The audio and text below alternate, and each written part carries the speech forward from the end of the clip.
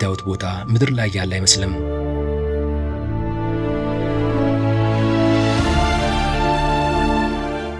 ርቀቱ 6000 ኪሎ ሜትር ቢሆንም በስዊዘርላንድ እና በኢትዮጵያ መካከል ግን አንድ ሚስጥራዊ ቁርኝት አለ። ሁለቱም የውሃ ማማዎች ናቸው።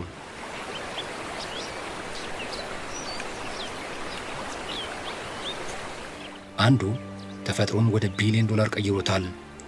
ሌላኛው ግን ገና ያልተነካ ሚስጥር በጉያው ሸሽጓል።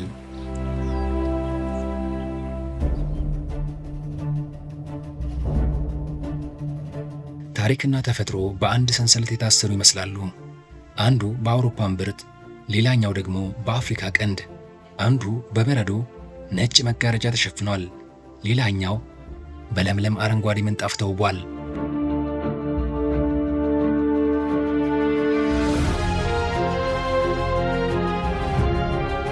ስዊዘርላንድ እና ኢትዮጵያ ርቀት ቢለያያቸውም በከፍታና በውሃ ማማነታቸው ግን መንታ ናቸው።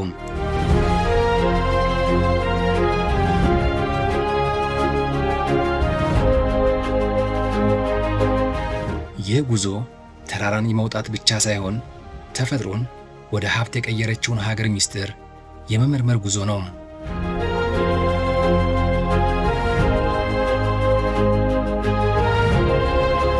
ተመልከቱ። እነዚህ በበረዶ ግግር ውስጥም የሚኖሩት የስዊዝ እረኞችና እናንተ የምታውቋቸው የሀገራችን እረኞች የባህል መንትያዎች ናቸው ብላችሁ ታስባላችሁ? ላሞቻቸው የሚያጠልቁት ደውል፣ የሚያሰሙት ዜማና በተራራ ላይ ያላቸው ጽናት የሚገርም ተመሳሳይነት አለው። ዛሬ ኮካይ ሚዲያ ውበትን ብቻ አይነግራችሁም፣ በስዊዘርላንድና በኢትዮጵያ መካከል ያለውን የመንፈስ ቁርኝት እንጂ።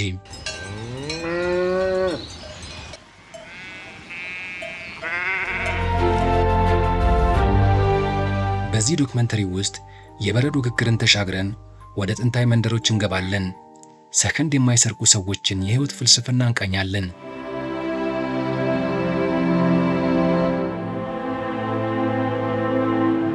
ተራሮች ዝምተኞች ይመስላሉ፣ ግን የራሳቸው ቋንቋ አላቸው። የስዊዘርላንድ ማንነት የተገነባው በእነዚህ ግዙፍ የአልፕስ ድንጋዮች ላይ ነው። ሀገሪቱ 60 በመቶዋ በተራሮች የተሸፈነ ነው። ኤልፕስ የሚለው ስም ብቻውን ለዓለም ቱሪዝም ትልቅ ብራንድ ወይም መለያ ነው።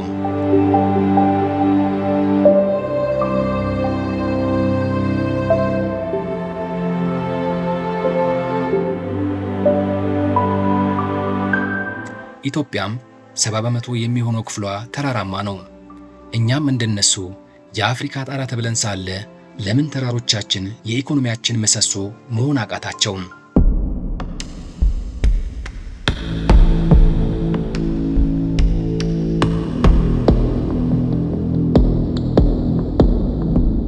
ለብዙዎች ተራራ ማለት ጉዞን የሚገታ ግንኙነትን የሚያቋርጥ መሰናክል ነው።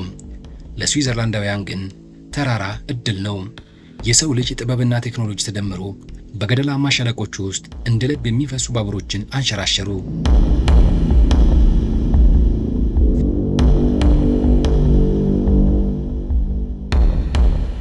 ኬብል ካሮችን እስከ ደመናው ጫፍ ሰቀሉ።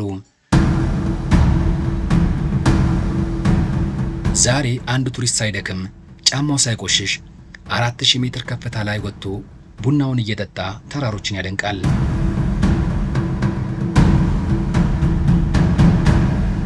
ስዊዘርላንድ ተራራን መጫወቻ ብቻ ሳይሆን መኖሪያ፣ መዝናኛና የመገበያያ ማዕከል አድርጋለች።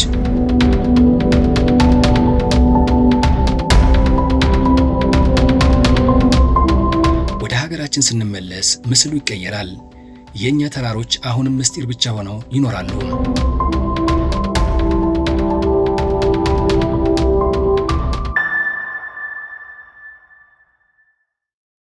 በሰሜን ተራሮቻችን ላይ የሚገኘው ብርቅዬ ዋልያና በአልፕስ በረዶ በላ እንስሳት በተመሳሳይ ከፍታ ላይ ይኖራሉ።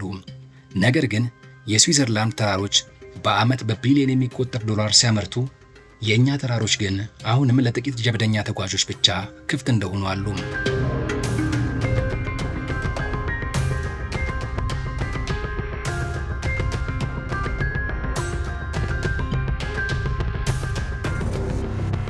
እኛ ተራራን የምናየው በግርማውና በክብሩ ሲሆን፣ እነሱ ግን በግርማ ውስጥ ያለውን ሀብት አውጥተውታል።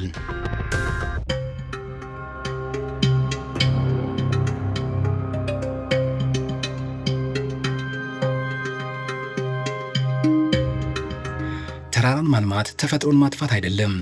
ስዊዘርላንድ የተራሮቿን ስነ ምህዳር ሳታናጋ የዱር እንስሳቷን ሳታባርር እንዴት ዘመናዊነትን ማስገባት እንደሚቻል ለዓለም አስመስክራለች።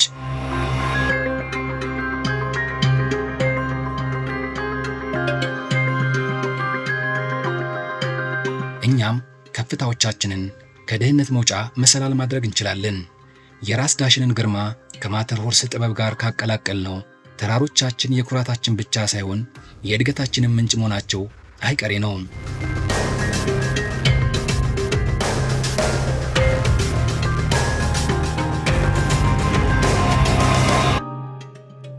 ውሃ ለስዊዘርላንድ ነጭ ወርቅ ነው።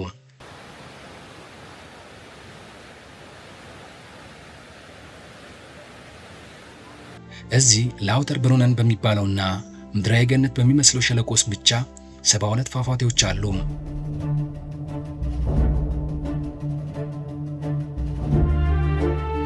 እያንዳንዱ የውሃ ጠብታ ከገደሉ ጋር ሲጋጭ የሚፈጥረው ድምፅ ለቱሪስት ሙዚቃ ነው፣ ለሀገር ደግሞ ገቢ።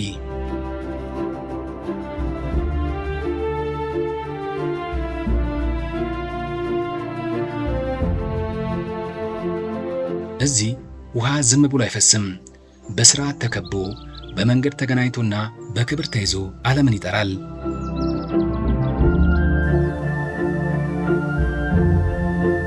ስዊዘርላንድ የተፈጥሮ ጸጋዋን እንዴት አጽድታና አስውባ ለገበያ እንደምታቀርብ ከዚህ ሸለቆ በላይ ምስክር የለም።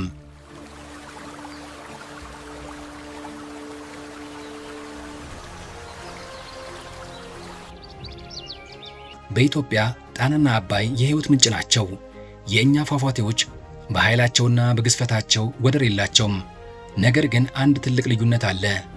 ስዊዘርላንድ ትናንሽ ወንዞቻቸውንና ሐይቆቻቸውን እንደ መስታወት አጽድታ ለዓለም ማራኪ ስታደርግ፣ እኛ ጋር ያለው ግዙፍ የተፈጥሮ ጸጋ ግን አሁንም በዝምታ ይፈሳል።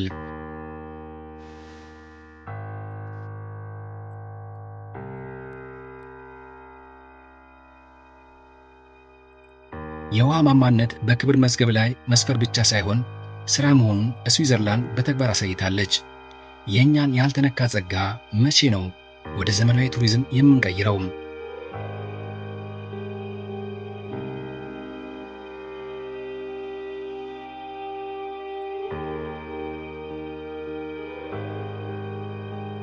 በስዊዘርላንድ ውሃ መዝናኛ ብቻ አይደለም፣ የመጓጓዣ ሥርዓቷ አካል እንጂ። በሐይቆቿ ላይ የሚንሸራሸሩት ጀልባዎች ከተማን ከከተማ ያገናኛሉ።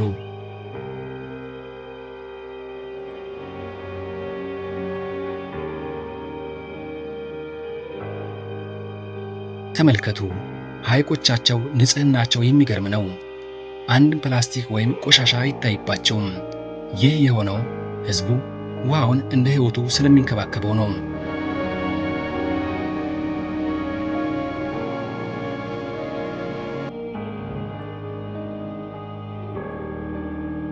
እኛም ከጣና እስከ ላንጋኖ ከዝዋይ እስከ ጫሞ ያሉትን ሐይቆቻችንን እንዲህ ባለው ጥበብ ማልማት ብንችል ኢትዮጵያ የአፍሪካ ቱሪዝም መዳረሻ ለመሆን ሩቅ አይሆንባትም ነበር።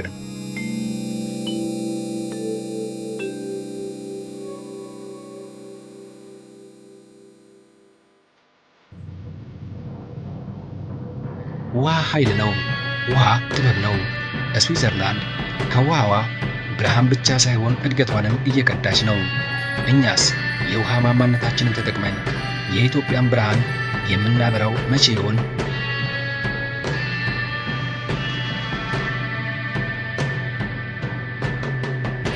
የፏፏቴዎቹ ዜማ የሚነግሩን ትልቅ ቁም ነገር አለ።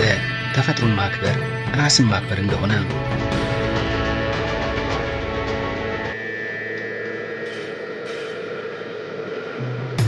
እዚህ ሀገር ጊዜ ዝም ብሎ የሚያልፍ ቁጥር አይደለም፣ እንደ ወርቅ የሚቆጠር ሀብት እንጂ።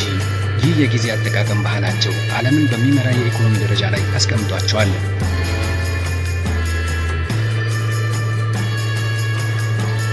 ባቡሮቻቸው፣ ስብሰባዎቻቸውና ቃላቸው በሰከንድ ይለካሉ።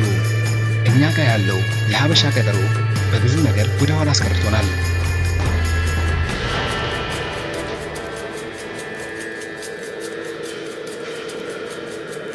ሌላው የሚደንቀው ነገር ደግሞ ጥራት ነው። ስዊዘርላንድ አንድም የኮኮዋ ዛፍ የላትም፣ ግን የዓለምን ምርጥ ቸኮሌት ትሰራለች።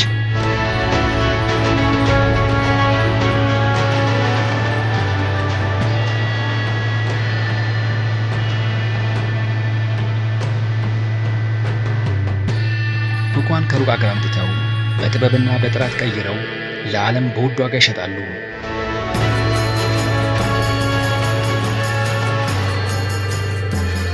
እኛ ጋር ደግሞ የቡናው መገኛ ሆነን ሳለ ጥሬውን ቡና ልከን የተቆላውንና የታሸገውን በውድ ዋጋ እንገዛለን። እሴት መጨመር የሚለውን ትምህርት ከስዊዘርላንድ ፋብሪካዎች እንቀስማለን። የጥራት ደረጃቸውንና ለምርታቸው ያላቸው ክብር ለቡናችን ትልቅ ትምህርት ነው።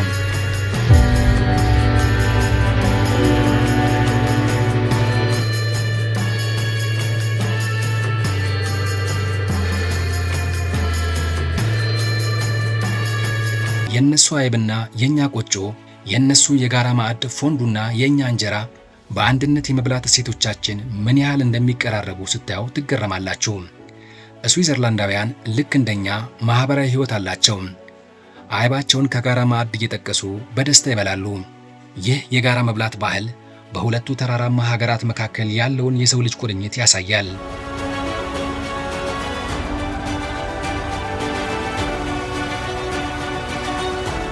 ስዊዘርላንድ 4 ቋንቋዎች አሏት። ጀርመንኛ፣ ፈረንሳይኛ፣ ጣሊያንኛና ሮማንሽ። ልክ እንደ ኢትዮጵያ ሁሉ ብዝሃነት የስዊዘርላንድ መታወቂያና ውበቷ ነው። ነገር ግን የሚገርመው ይሄ ነው። እነዚህ 4 የተለያዩ ባህሎችና ቋንቋዎች ወደ ግጭት ሳይሆን ወደ ጥንካሬ ተቀይረዋል።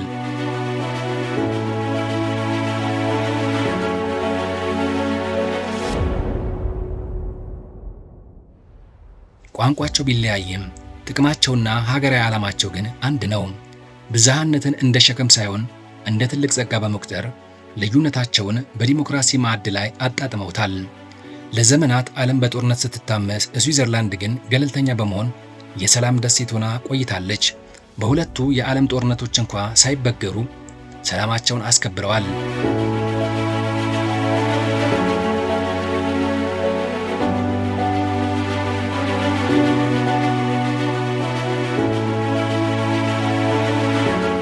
ዛሬ ስዊዘርላንድ የዓለም የሰላም ማዕከል ናት። ተቀናቃኝ ሀገራት የሚታረቁባት የዓለም ዲፕሎማሲ ቁልፍ እዚህ ይገኛል።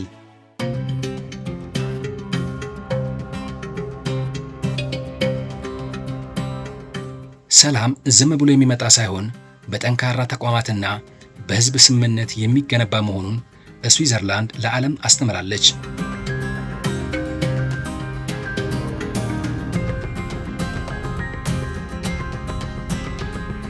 የእኛን ዕድርና የባህላዊ ዳኝነት ሥርዓት ከነሱ የቀጥተኛ ዲሞክራሲ ጋር ስናነጻጽረው የሚገርም ቁርኝት እናገኛለን። ስዊዘርላንዳውያን እስከ ዛሬ ድረስ በመንደራቸው አደባባይ ተሰባስበው እጃቸውን በማውጣት በሀገራዊ ጉዳይ ላይ ይወስናሉ።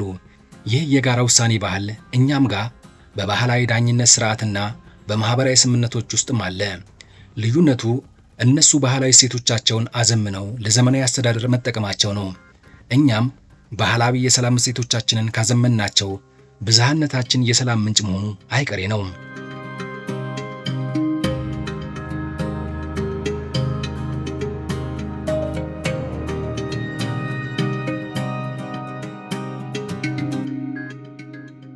ስዊዘርላንድ ያላት ነገር ሁሉ እኛ ጋም አለ። ተራራው፣ ውሃው፣ ብዝሃነቱና ታሪኩ። የጎደለን ያን የተፈጥሮ ጸጋ ወደ ውጤት የሚቀይር ዲሲፕሊን፣ ለጊዜ ያለን ክብርና ቴክኖሎጂን ከባህል ጋር የማዋሃድ ጥበብ ነው።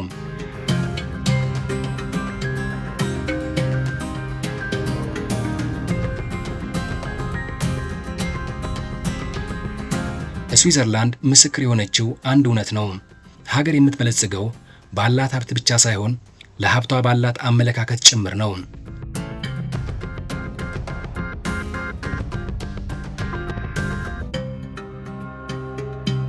ዓለምን ስንዞር ራሳችንን እናገኛለን።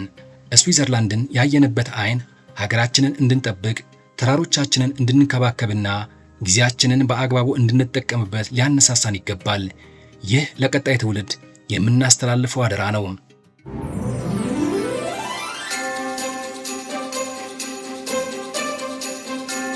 ተፈጥሮን ሳይበክሉ ማልማት፣ ልዩነትን ሳያሰፉ በአንድነት መቆምና ጥራትን የሕይወት መመሪያ ማድረግ ያስፈልጋል።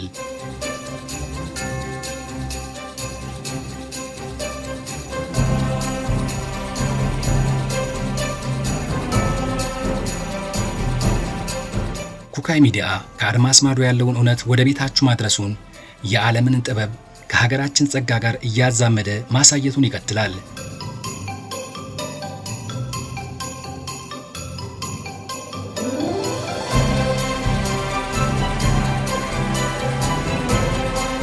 እኛ የከፍታ ሰዎች ነን። ከፍታችን ደግሞ ከተራሮቻችን በላይ ወደ ስልጣኔና ወደ ሰላም ማማ ሊመራን ይገባል። ሀገራችንን እናልማ፣ ተፈጥሮን እንንከባከብ፣ ጊዜን እንጠቀም መልእክታችን ነው።